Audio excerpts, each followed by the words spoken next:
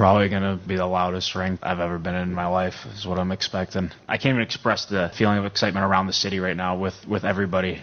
You know, the build-up throughout this whole season and throughout the whole playoffs just comes down to this. So I'm expecting it to be as loud as any building I've ever heard in my life.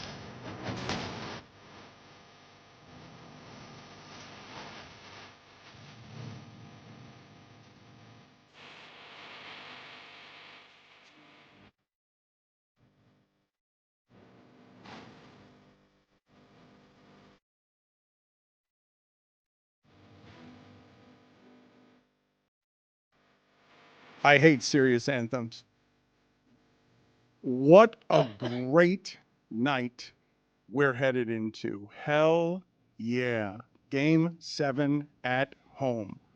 The thing you dream about. Greg Cote of the Miami Herald, the ultimate South Florida historian on sports. No one in our market has covered bigger games more. No one. In the history of our market, Edwin Pope's got him beat. But living, barely. Living, coughing, and wheezing, Greg Cote is a historian in South Florida. And I want to ask you and the group, give me the other games that rise to this level that have been played in this city for this city. One game for your life. That have been played in this city? Actually, South Florida has not had a Game 7 for a championship on the road. True. So they've all been all the Game 7s that have been for championships have been in this. I'm thinking in this market. Super Bowls on the road. I'm thinking about national championship football games on the road. Yeah, but you don't. Let's put the single games aside. The singular championship game, like 7-game series, 97. World Series, which actually did have a little bit of blueprint to it because you knew that Huizenga was going to break up that team, so that felt for a lot. That felt like really, really big. Game 7 with the Miami Heat and Spurs was a bit of a different series because they had Game 6 and Game 7 at home, the Ray Allen shot, and the Heat had won the championship the year before, so the pressure of the blueprint wasn't on there. It was just, can you win a second straight one? Oh, but no, there was the pressure that was on that. Ultimately, the reason that this feels so giant to me is because, and this does not happen to me, I was sick all weekend. Like, I felt sick from what had happened, and that's the best feeling. I have not had that feeling in 10 years where I've got to sit with something and then I've got to wait to see if I'm going to get the medicine. When you talk about blueprint games, the Heat, those 4 years, it ended up being a fight with American. At the end of it, shake hands, okay, push. That series that you're talking about, they could have gone 1-2 on championships, and everything would have been threatened in blueprint. This is not a blueprint game. It's the biggest hockey game in the history of South Florida, obviously. I think it's bigger than a blueprint because there aren't modern references for 3-0 being surrendered and losing the series, even though it's happened in this sport. It happened to the Boston Bruins in an Eastern Conference final in the very next year. I think they went on to win the Stanley Cup, pulling off a pretty big comeback in their own right, but it's not something that people remember. That whole NBC Sports era of the NHL after lockouts, it's not really something that is talked about. I think the pop culture reference is the Warriors blew a 3-1 lead. Yeah. What's on the line tonight for the Florida Panthers isn't just the Stanley Cup. That's on the line for both teams. One team's playing with house money. It's you either win the Stanley Cup or you become one of the biggest jokes in professional sports history. There is no in-between. I don't think that anyone's going to reference the Panthers blowing a 3-0 lead over the Golden State Warriors. What? In America, okay. You think America loves hockey that much that they're going to say you guys are the Florida Panthers in 2024? Okay, fine. I think that, I think that blowing a 3-0 when the only time we've ever seen that in this sport is in the 1940s, I do think that it becomes like, I think it enters the conversation with 28-3, and again, that was a single game sample. I think this is remembered as one of the biggest pro sports chokes of all time. It's what people will associate the Panthers with now. It's what they become. It's what they become remembered for as a franchise. Yeah, So, but like in terms of pop culture reference, the Warriors and Cavs is still a bigger thing than the Panthers. Yeah, but NBA is bigger than hockey, but this is 3-0. This is most people will go their entire lives. Many people have lived in hardy old ages and not seen the scenario that's playing itself out right now. So you either win your first title as a franchise or you become the biggest joke in the sport.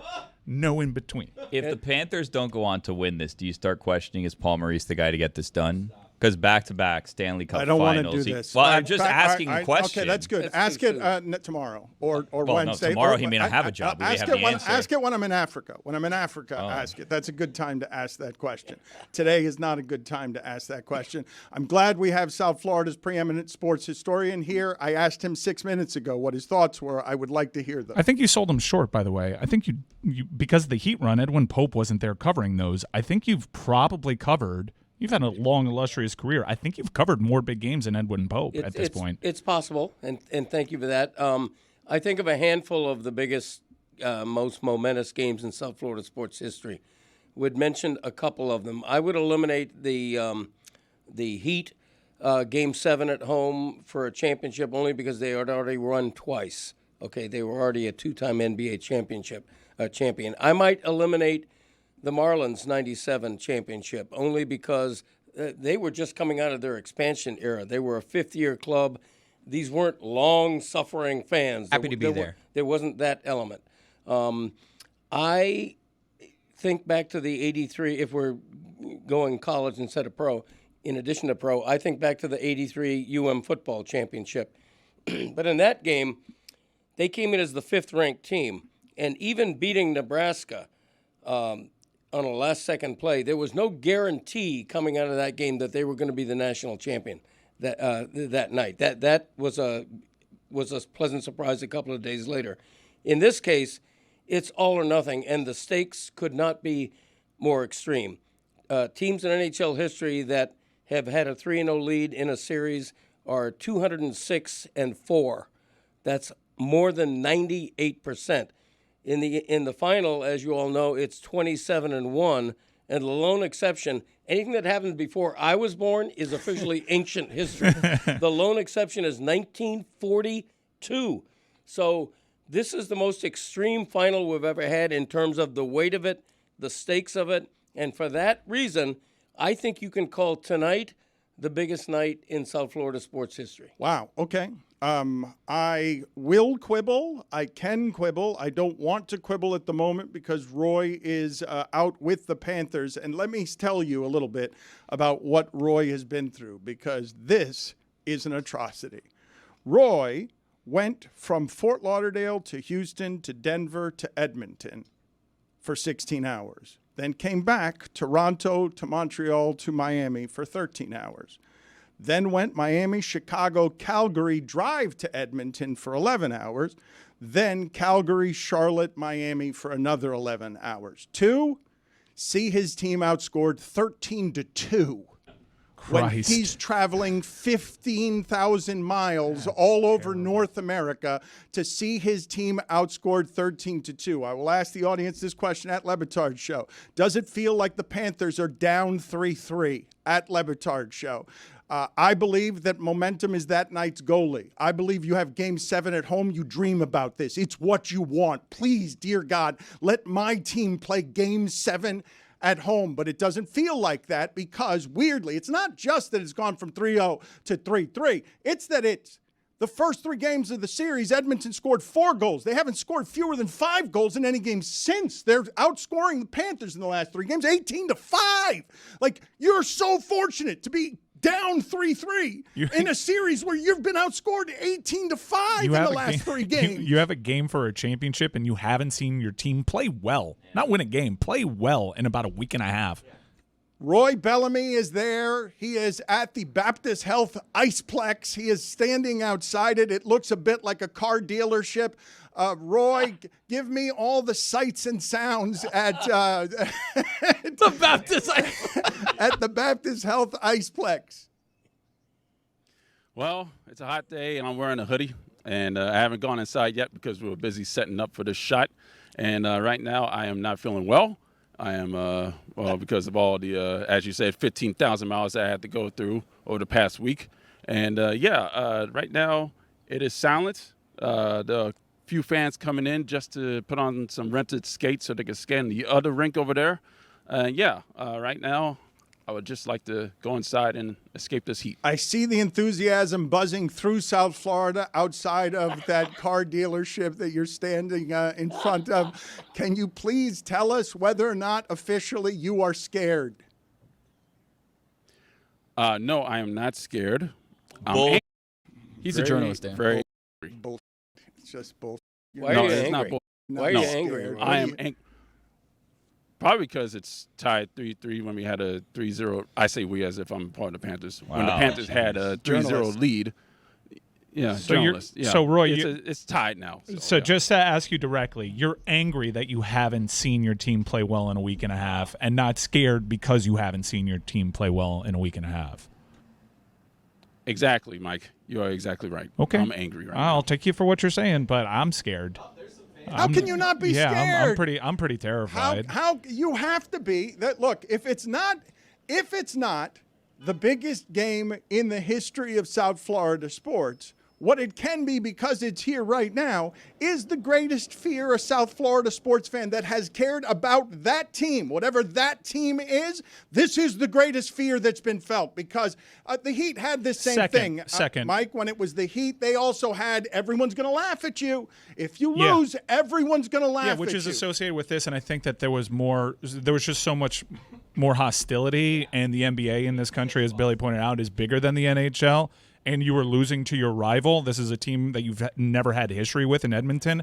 The only thing that registers like what I'm feeling right now, and I'll admit it was worse back then, was Game 6 Eastern Conference Finals at Boston, where the entire blueprint was on the line, where everybody would be making fun of you is on the line. That is the only thing in the stratosphere of what I'm feeling right now, because, Roy, there is so much. I haven't seen a Florida Panther pick his chin up in 3 days. Yeah. The videos surrounding this team, the people that have seen them at practice, and you compare it to what you're seeing from Edmonton, they look like they're opening up a 90s sitcom. They got coffees in hand, thighs out, skies out attitude. Can you cut the tension with a knife around that iceplex you're standing in front of? Yeah, it's about as thick as the humidity outside right now. And it's not, well, I wouldn't say it's looking good right now outside, but maybe that's a different scenario inside. All right, we'll find out shortly when you go inside and get us yet more buzz. But speaking to what it is that Mike Ryan is saying there, this is why I think that the feeling around this, if you're someone who cares, not just about sports in South Florida, but cares about this hockey team, when Mike Ryan brings up Game 6 in Boston, the reason this rises to that level to me, even though it's not, the blueprint's going to get blown apart if you lose, is because, and I cannot believe I am saying what I'm about to say, but it's parallel for both teams. The fact that nobody wants the Panthers to win this series. That's been the case throughout the series. And now after being 3-0, it's escalated to nobody thinks they will win this series. Like now, for it to go like that on you as a fan base when you're watching the coverage all over North America and you're like, wait a minute, it's me against everybody? Everybody wants McDavid, and then you allow 4 goals in 3 games, you go up 3-0, and wait, it's going to be easy? This trophy's going to be easy to get. What this fan base has had done to it over these games escalates this to the greatest feeling that is known in sports, where the stakes are so high that you've just kept doubling down on your team. And what I believe, as I've believed all season, is give me the team that has been best all season, who has a goalie I believe in more, who's playing the game at home in a Game 7. But if there were anything to shatter my conviction in that, it would be the way the last 3 games have gone. Yeah, I see that point. You do play an entire season for the opportunity, winner take all, Game 7 on home ice in a vacuum. Granted, this is a kooky series in a vacuum. You take that. I don't think I would have taken that entering this series, but whatever. We're here. I think one of the things that separates that Game 6 headed to Boston and this one was at least in that series, you had the player. You had the generational player that wins those type of games, especially in the history of this sport. That player wins this game. Edmonton is coming into this game in a position that you can argue a road team in a Game 7 has never felt quite like this, where we have steamrolled you for 3 games. We believe we have figured something out. We got your goalie benched in Game 4, and nobody here is scared of him after he shut out the Oilers in Game 1 and allowed 1 goal in Game 2. All that mystique is gone, and North America expects Connor McDavid to hold up everything tonight. That's what's expected. They're a favorite, correct? It's a pick'em game. It's a pick'em game, which is kind of unheard of. In a like another quirk, the team that has been hosting Game 7 in the last 3 times is 0-3 in the Stanley Cup Final. Again, we're in crazy single sample land right now. None of this makes sense. This series has been really odd, but you can just say that as a casual sports fan. Team blows 3-0, they're a mess. But this stuff, if you've just been following this series, it's very clear. Florida Panthers have been taken out of their game. They cannot have a zone entry to save their life. They're getting in each other's way. Instead of making a simple pass because they've been burned on fast on breakaways going the other way, they're trying to drive the puck through traffic and turning the puck over. And Carter Verhaeghe looks like a totally different player right now. They are just so out of their game to the point that they're pretty much unrecognizable. And if you have faith in your team to win on home ice, last year when the Heat blew a 3-0 lead, they lost a buzzer beater. They at least looked good that Game 6, and they were an 8 seed, a totally different situation. This kind of feels like the Tampa Bay Lightning series where they got swept. Mackenzie Weegar started making all those mistakes. They are just so taken out of their game that it's hard to work up conviction other than we're just on home ice. Yeah, Verhaeghe has looked so out of sorts that you almost think that after the fact they're going to announce he had some sort of an injury that he was playing through or something. What's unfortunate is he actually had an assist on that offside, which I think was a valid offside, but that you never know, could that get that player going in that instance? They're making changes. Tarasenko, who's won a Stanley Cup in his career, comes in as a veteran who's been eating pucks and I think impressed lately. He's now getting power play 1 minutes. That used to go to Carter Verhaeghe because, he was unrecognizable. Sam Reinhart is totally missing. Gustav Forsling is coming off of a bad game.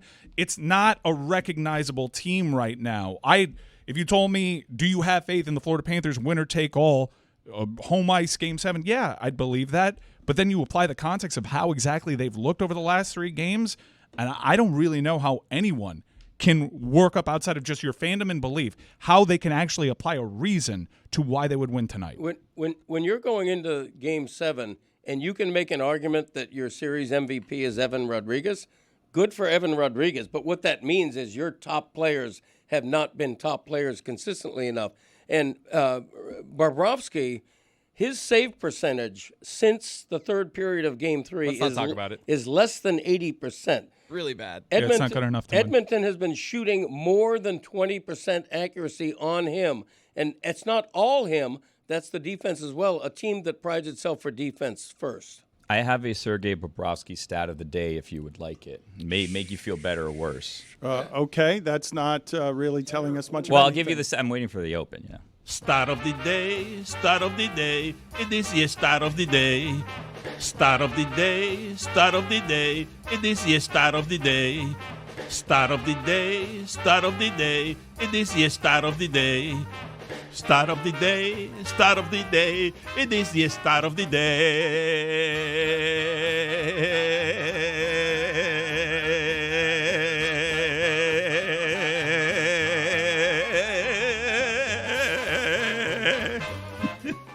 In Game 6 of the Stanley Cup Final this season, Sergei Bobrovsky allowed 3 goals. The empty net allowed 2. Makes you wonder. Paul Maurice, maybe, coaching for his job, has some strategizing to do. All right, you keep working on your stat of the day. We'll see if you do it well one day. To his Bob point, though, they have been managing. Paul Maurice has been managing Sergei Bobrovsky a little bit differently. He did not make Bobrovsky available for the media after losing Game 6. Bob had a day off yesterday. He was not at practice.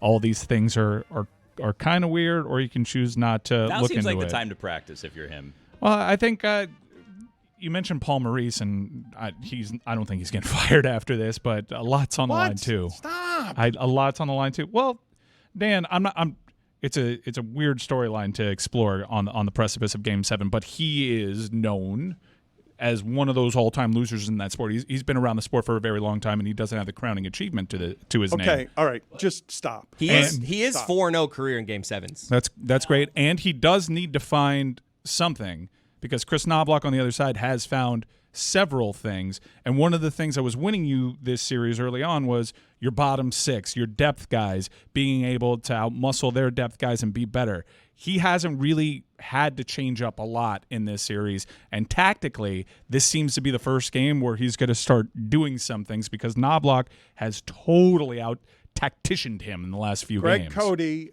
I need to know where you are with Mike Ryan. A lot of people reached out to me over the course of the weekend saying that the back and forth between all of you was unpleasant to them. They did not like it. Billy has come in today lamenting that he wasn't here to prevent the Greg's-ecution. You're feeling how right now about Mike Ryan? Have you guys settled with each other? I got a text here from one of Dan Patrick's producers who doesn't tell me at all what it's about. It's just a text that lands on my doorstep here that was questioning Mike Ryan and his behavior towards you last week. Yeah, I'm not surprised. That was very unpleasant for me as well. There may be something in the works with Mike and I. It's above my pay grade. I let other people handle stuff like that. So. What do you mean there might be something in the works? I mean, I don't want to speak out of turn. Charity boxing? No. Lawsuit? Well, I don't want to speak out of turn. Okay. You put me in an uncomfortable situation. All right. Somebody. So, Mike, I got this. This is what I got. When I go to the studio, the fandom has to go to the back burner to some level. It can be useful when a cast member is a fan of a team, but that cast member has to be in control of it, not vice versa. Mm-hmm. Just unsolicited advice from from an esteemed producer in the industry. Wow. And it doesn't even say what it's about. Cool. I just gathered what it's about. I appreciate that. We don't know that it's about Mike, to be fair. There's no information there. It could be about anything. Could be about Roy. Could be about the way you're covering I have Panthers, sincere regret. I apologize to Greg after all it. I mean, a lot of this is performative, but I did not like how that show went for me, mainly because Dan. Yeah, Dan wanted that. He would not have stopped until he got that. I'm in control of your behavior. I'm in control of your because we've been behavior. talking about this series poorly. So does Dan apologize to you? And or all Greg? we had was this bit, and I thought at least with Game 6, hopefully this comes to an end and Dan can get what he wants. And once again, I'm thrust in front of a microphone doing something I really don't want to be doing just to get Dan finally there, and it's a bad look for me. Quite a sacrifice Mike makes. I'm done being your pawn. A texter writes, and does anybody else think Greg only wrote that McDavid is overrated because it rhymed? What rhymed?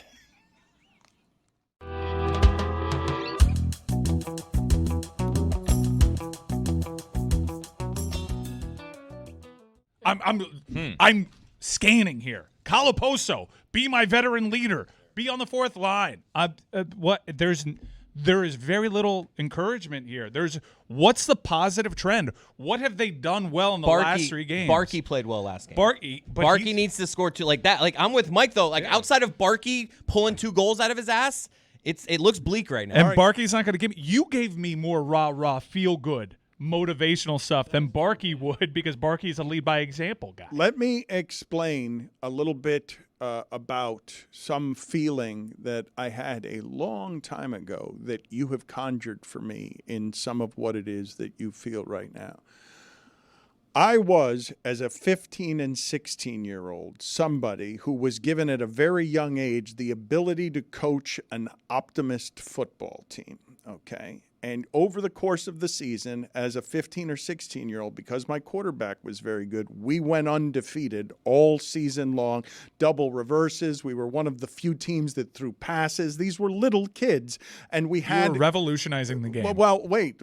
You were Mike Martz. Hold on. Brad Stevens, it sounds like a very young coach. Hold on. 15. The story is at my expense here, because in the final game, after being undefeated, okay, and while playing a team we had already beaten twice, in the middle of that game, as a 15 or 16-year-old, I'm like, oh, I'm getting out coached. I don't know what I'm doing. I'm watching that they've got my tight end covered. They know what's coming. I'm out of moves, and we got steamrolled. And it was only because I didn't know how to make a team improve.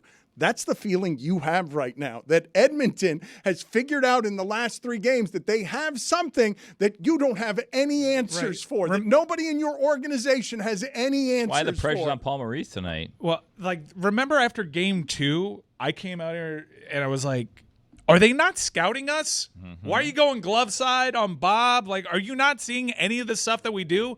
And damn it, they figured it out. They started doing all those different things. And I do think that there's been one major adjustment, and it's hard to explain because it's just bodies along that blue line, and maybe a lot of it's the mental aspects of the game that's on Florida. But what I told you, the analytics, how you used to just dump and chase. Now, when you have a man advantage, and we're in this position because of power play and doing it against a historically great penalty kill. But where that penalty kill is great is stopping the thing that Barkov brought to the table. Those entry rushes. We're not doing it well. And when we do have a lane, we're stick handling into our own guys. We're turning it over, and it's a fast break the other way. And right now they're clicking in a way that if they get a quality chance, they are putting it away 100% of the time. I don't think we have an answer for those zone entries. I haven't seen a good zone entry out of this team on a consistent basis in 3 games. That's the key to everything. They need a greasy one to go up 1-0 so they can play their game and feel comfortable.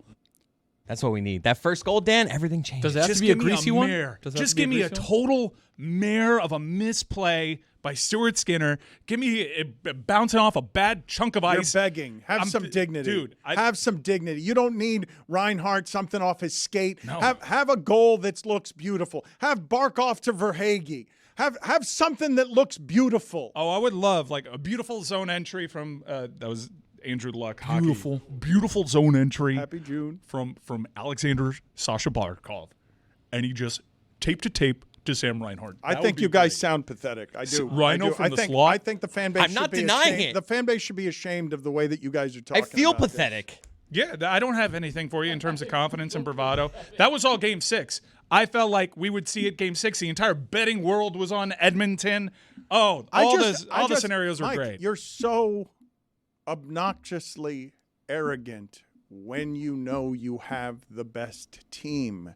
You have been all your life since I've known you. When you have the best team, you swagger around with your chest out.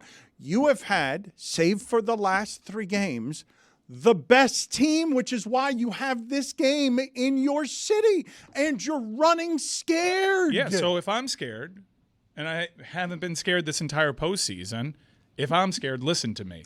Mike, I've been scared all postseason. I've been scared of hockey happening. You don't believe hockey can happen at home. You don't believe hockey can happen against McDavid. You don't believe hockey can happen against the last 3 games you've seen. I'm begging for hockey to happen because I think that's what you're asking for is a greasy one. What I'm asking for is this team to play the way it's played all season and the way that it played 3 games ago. That's not hockey happening. That's Florida Panthers happening, and Florida Panthers hasn't happened in a while. Wow. And the last time you think you saw it, they were in a 3-0 hole. I don't know what to tell you, man. I don't see a path to victory here. I don't see, if I'm going off of vibes and what I've seen from around practice and how guys are answering questions, and I understand you're taking this hard. You're losing. You're not going to be super chipper. But I don't have signs of encouragement, signs to make me believe they're going to come out on that ice and give me the Florida Panthers effort that I thought I was going to see their Game 6. And I hope they're listening to me, and I hope they get deeply offended. Like, how dare you? You've seen this team all year long. I don't recognize that Florida Panther team, and tonight I'd like to. The question is, how do we get the vibes up? Yeah. How do we get the Tony, vibes not up? this way. Tony, the thing that I'm concerned about is that the whole building's going to be like Mike as soon as they go down 1-0. Like that the whole building is going to be this is what speaks for the emotion of the fan base. You've made me feel I'm scared, so I can't summon belief. If Edmonton scores first, I was there game 5. That shorthanded goal just totally nuked that building. And you're going to have some cheering in there because a lot of Oilers fans have spent their savings on this game. But I think this one's over. I really do. Already? I think this one – I don't think we're winning this game. I hope. And all I have is the hope. I'm not going to pound my chest, say I told you. I'm going to be just in awe if they can overcome this because I don't think I've ever seen a team outside of those Heat teams on that Game 6 on that parquet floor that Missoula made beads out of. I don't think I've ever seen a team play with the type of pressure we're seeing right now. Because even that Heat team had blueprint stuff, but they didn't have the embarrassment of 3-0. You are going to be the example that everyone cites. This is across sports. If the Dodgers go up 3-0 in a series, they're going to talk about the 2024 Florida Panthers if they blow this. Everybody close your eyes right now. Oh, I like this. Okay, close your eyes. In your mind's eye, think of it. Look at the scoreboard. It's 3-0 Cats. Okay, third period. There we go. I just got goosebumps. Oilers are just trying everything they can. Bob's having an amazing game. He looks like he has 8 gloves in his hands. Brick wall. All over the place. Brick wall. Open them. That's what we need tonight. All right. Look around, Feel everybody. better. 3-0. Let's go. go out. Let's go. Historically, Let's go. 3-0 leads with this team are something that you can trust. Let's go out to Roy outside of Ed Williamson Cadillac. Roy joins us now. What are the vibes, Roy? What are the vibes outside of the car dealership? Well, again, kind of sparse, kind of light. Not a lot of people have shown up for public skate yet, but right now, from what I gathered from the players, it seems like it's just another game, which is pretty interesting considering it's Game 7. Well, but, yeah, it's kind of light right now. Mike says that the players are giving press conferences and giving sound bites that are filled with doomsday and despair, that he doesn't like the vibes around the No team. one will look anyone in the eyes. No, not from what I gathered. In fact, Ryan Lomberg kind of repeated a point that Vladimir Tarasenko said a couple of games ago, that pressure is a privilege. So Company line. Yeah, I guess they're up to the moment, according to Ryan Lomberg. Well, Roy, Christy Cody was there yesterday doing some reporting and taking some pictures, and she said that the team looked defeated, bad energy. You're not feeling that today? No. It was a light morning skate. The only starters that were out there was Aaron Ekblad and Sergei Bobrovsky. And it seems like everybody's in for maintenance right now. Everybody's getting in their headspace, making sure that they are ready to go tonight. So I think they're going to be ready. What was the look in Bob's eye? Regular look, calm, Regular look. No one talking to him. Russian Regular look. Lomberg, did he Russian look you look. in the eye? Russian look. Did Lomberg look you in the eye?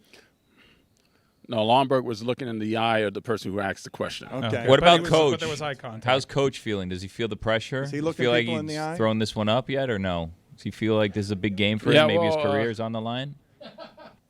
No, he's not feeling that pressure. He's gone through Game 7s before. He's made a lineup change. Kyle Pozo is going to be on the 4th line replacing Nick Cousins. Wow. And that's pretty much it.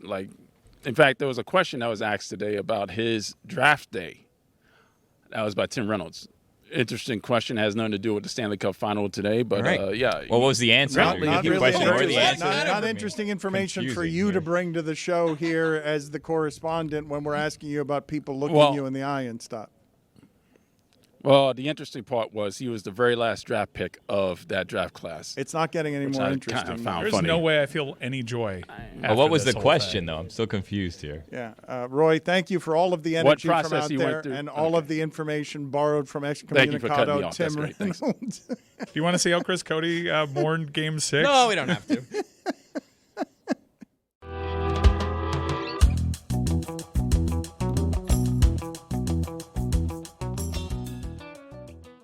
Desperate times call for desperate measures. We need some positivity around here. We need something that feels like good energy. Behind me, you see a photo of Greg Cote. Somebody writes in, the mustachioed Greg Cote looks like the banker who denies the black family their home loan in one of those made-for-TV movies about some historical figure's childhood. Greg Cote has harmed the vibes around here, and Renee Montgomery and Juju are here to fix them. Renee, please don't laugh at us. I've got a despondent crew. You're a two-time WNBA champion. You're a Metal Art contributor. You've got a new clothing line, CC21. It drops this fall, and you're the co-owner and vice president of the Atlanta Dream. But you know how to win, and you know how to make things feel good. Please help us. Renee, I've got a group of people here who are scared of pressure. You have never been someone who is scared of pressure. Would you please tell them that the Florida Panthers are in a position to win a Game 7, and they need to be more hopeful? They think they're going to lose, Renee. Man, listen, let me tell you what's crazy. First of all, what's up, fam? So let me tell you what's crazy. I was on a flight and there was only like 7 channels available. And one of those channels had on the hockey game. So normally I wouldn't watch it, but I was on the plane, didn't have nothing else to do. So I watched game, I think it was either 4 or 5. They were up 3-1. The Panthers were. I'm checking Roy's tweets. I'm like, oh, we tapped in. Let me check out. Let me see what's going on with the Panthers. Not gonna lie, hockey is more entertaining than I actually thought when you sit and watch it. That's just a side note. But yeah, man, listen, a 3-1 lead, blowing that, it happens. You did your job. You did your, oh, it was 3-0? Yeah. Oh, snap. Oh, snap. But That doesn't happen. You did your job by getting up. This is what we talk about in sports. Like, you got up to 3-0. So the same way you got there, just go get one dub, Florida. Come on, Panthers, like just one. Just break it down by quarters. What y'all got? Quarters, 5-minute segments. What y'all got? Periods. Periods? Renee, you are not helping matters here. I'm sold. You see, dude? Come on, man. Listen, if you could win 3 games, you mean to tell me you can't win 1? Right? That is the perfect logic. If you can win 3 games, you can't win 1, Mike? You can't win 1. I mean, that is what a losing streak is. You can't win 1. And we are presently at a 3-game losing streak. But isn't it a game of runs? Like, come on now. Is there an athlete in the building tonight? It's usually a game of runs. So I would think coming into this game, all right, they've had 3 games in a row where they've killing it. Surely they're not going to play this well next game. And surely we're going to play better.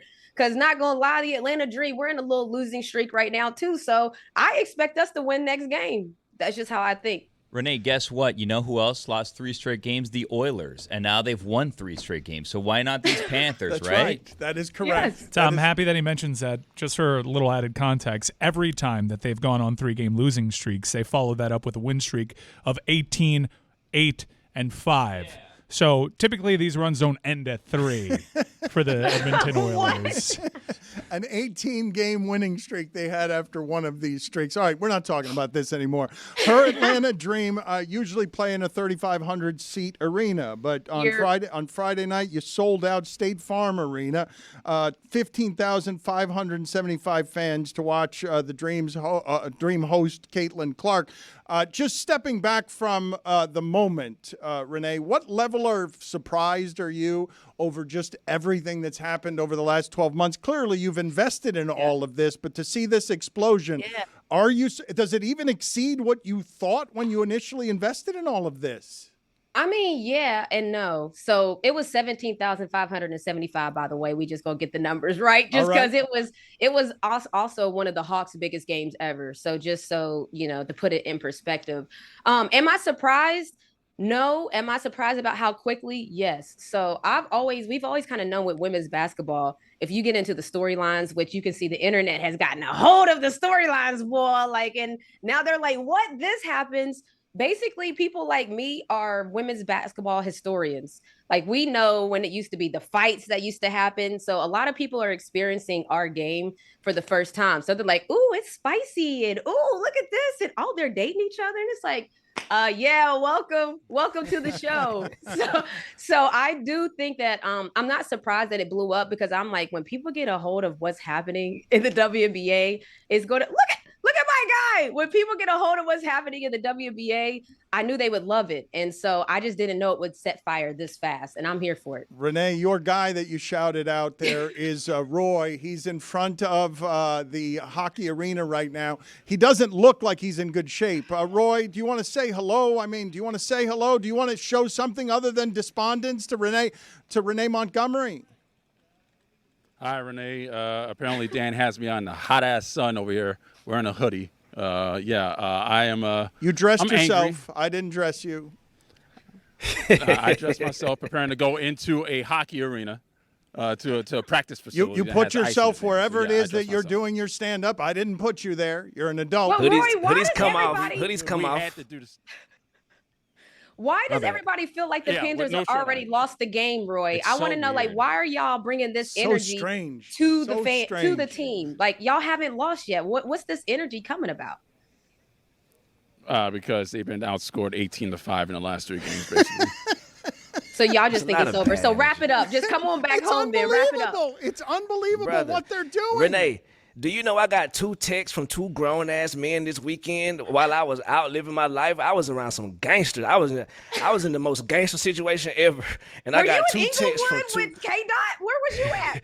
They nah, not right like here, us. look, right here in Atlanta. You feel me? There's a lot going on. Salute. But anyway, I was out with some gangsters, and I'm receiving texts about my posts because they're hitting the hearts of the people who I'm posting about. Hurt my feelings. And they are really serious. But and my dog, he ain't even text me in a respectful way. Like, he ain't even be like, "Hey, Ju, do you mind?" He like, "Take it down."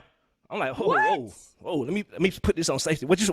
Who texted me right now? Who came at you like that? You feel me? Like, you feel me? I'm not naming no names, but also too, another person on the show today said that I invaded their privacy. Sir, where the hell do you think I got that picture from? The internet. So please, if we're gonna say certain to each other, like let's keep it respectful, and remember, no, the line of gratitude is way shorter than a lot of complaints. I put them through the roof every weekend. Nobody say to me. But whenever y'all get y'all feelings hurt, now y'all want to say something. Salute, I love everybody, but keep respect on my situation. Renee, everyone, Renee, you see what you laughing at us because you live in this cauldron. You have conquered this cauldron. You know that you can't be up in your feelings, and everyone here is up in their feelings. Like everyone exactly, with the wrong person at that. Like, remember to check the room. So y'all are really big mad about this, and there's still a chance to win. The thing that's blowing my mind is, like, it's not over yet. What part did I miss on the Game 7? Renee, thank you. That's what I've been Game asking. 7 coming up? Not just that, Renee. The game starts 0-0. Doesn't matter what the last 2 games happened. Roy over here talking about 18-5 got outscored, but they not bringing that 18-5 into this game. So what's going on? To me, it sounds like they've used up all their luck. Ain't no way y'all about to be scoring like that again. Like, what is going on? Come on, man. Don't cause us to disrespect your friends. That's a line too far. And I'm y'all friend. Please don't disrespect me over y'all sports teams. I love y'all in real life. Crazy. If somebody jump on y'all in real life, I'm going to jump on them. But don't come at me about no sports teams, y'all. I love everybody. And Juju got 50-11 sports teams, so it's not like he got a dog. Exactly. Come on. What are we doing? What we doing? And everybody quiet now. It's crickets now. Is Roy still here, or did he get too hot? Roy, where are you? I am still here. There's a despondent I'm Roy. still here sweating. All right, Roy. Any more updates before you get out of there? You're working, so give us an update from Panthers. The last time we're going to see the Panthers today before they play tonight. No new updates, Dan. I gave you all the updates you needed. We got a lineup excellent change, work. that's about Let's it. go ahead and cut his microphone, turn off his camera, get Goodbye. him out of here. His vibes are terrible. Y'all need better fans. I'm starting to worry about the Panthers because of their fans, not because of the athletes. I'm concerned about the Panthers fans and the energy they're bringing to their team. It feels bad. It feels negative. Yes. It doesn't feel uplifting. It like, is not what's going on? It's not what you and Juju are about. Let's put up this picture of Renee here with Allen Iverson. What can you tell me about this this conversation, this courtside conversation at a recent game? Okay, so this is the legend. And so small guards, first of all, I consider myself a small guard in the WNBA, and look how close to his height I am. Think about the damage that he did in the National Basketball Association. Look at our height difference. Like, I'm a small guard in the WNBA, so I mean, I had to dab up the legend. First of all, he pulled up to the game, and he just was vibes. You know how sometimes you meet somebody that's uber famous and you just don't know what you're going to get? Are we going to get Hollywood person? Or are we going to get like, I'm just chilling? My man's was just chilling, like chopping it up, talk to everybody courtside. He's the legend. And I was rocking my C-Suite 21, by the way. You shouted out the clothing line that drops in the fall. That's what I'm wearing right there. But that was just a side note to the legend AI pulling up on us. Angel Reese now has done something a rookie has never done before, 8 consecutive double-doubles. She gets a ton of offensive rebounds. How rare is it for a rookie in that league to be apparently physically strong enough to compete with everybody? Yeah, she cooking right now. Angel Reese, I mean, I think she's second in total rebounds, only behind Asia Wilson, who is another dog. But it's crazy to see right now, this rookie class, like, I'm so hyped because not only are they bringing in the fashion world, Angel Reese, I don't know any of the rookie that's went to the Met Gala. Not only are they bringing in the numbers, social media, Wingstop need to pull up on her. She's on eating chicken wings every live, almost every day, but they're hooping too. Like we talk a lot about their following, their name, image, and likeness and their brands, but they're actually hooping on the court. I hate that Cameron Brink got hurt. She should be at Fashion Week. Fashion Week's going on right now in Paris. Cameron Brink one day should be in Fashion Week as long as Rakia Jackson. But, man, they're cooking. I mean, that was a game that we talk about rivalries. Angel Reese and Caitlin Clark played last night. The rivalry is now 2-1. Indiana is still leading. But it was fun, man. If you watch the game, they be talking noise. I know people are new to this, but this is very normal. If you've never seen Diana Taurasi say, I'm going to meet you in the lobby, you don't know what kind of energy the WNBA is on. So, yeah, it's big lit out here. C-Suite 21 drops this fall. She is a bit of a fashion icon and more than a little bit of a leader. Renee, good seeing you. Nice to see you. Always nice to see you. Thank you for making the time. All right, fam. Cheer up, Buttercup, to the Panther fans. What y'all got going on? Cheer up, Buttercup. Yes. Cheer up. Yes. Cheer up. Look at them, Renee. Look at them. Cheer up. They look like losers. There's a game. They look. And Renee, I had to go to anger management for yelling on the microphone one time. For defending myself. See you later, Renee. This is the Dan Le Batard Show with the Stugotz podcast.